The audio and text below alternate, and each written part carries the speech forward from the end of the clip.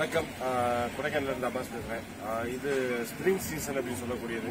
Winter முடிஞ்ச பின்னாடி summer சீசனுக்கு இடைப்பட்ட நாட்கள் ஸ்பிரிங் சீசன் அப்படின்னு சொல்லுவாங்க. இந்த ஸ்பிரிங் சீசன்ல ஸ்பெஷல் என்னன்னு கேட்டீங்கன்னா, எல்லா மலர் செடிகளும் புதுசா பூக்கள் பூக்கும்.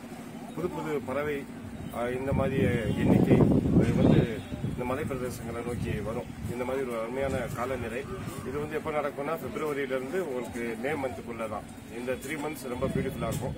இப்போ உள்ள பிரசன்ட் சிச்சுவேஷன்ல எலெக்ஷன் ஹெவியா ஒர்க்கு, அது தவிர தரைத்தளங்கள்ல ஃபுல்லா மிக அதிகமான வெப்பம் காணப்படும். இந்த சூழ்நிலையில கொடைக்கானலோட சிச்சுவேஷன் என்ன அப்படின்னு சொல்றதுக்காண்டி தான் இந்த காணொலி.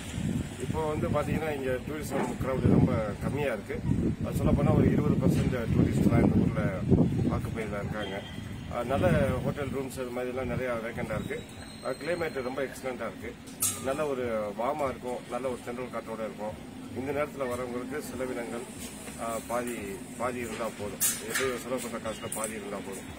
இந்த மாதிரி வந்துட்டு தட்பவெப்ப நிலையும் இங்க இருக்கக்கூடிய பொருளாதார செலவுகளும் ஒரு கட்டுக்குள்ள கொண்டு வந்து இங்க அழகான முறையில கொடைக்கானல வந்து ரசிச்சுட்டு போகலாம்.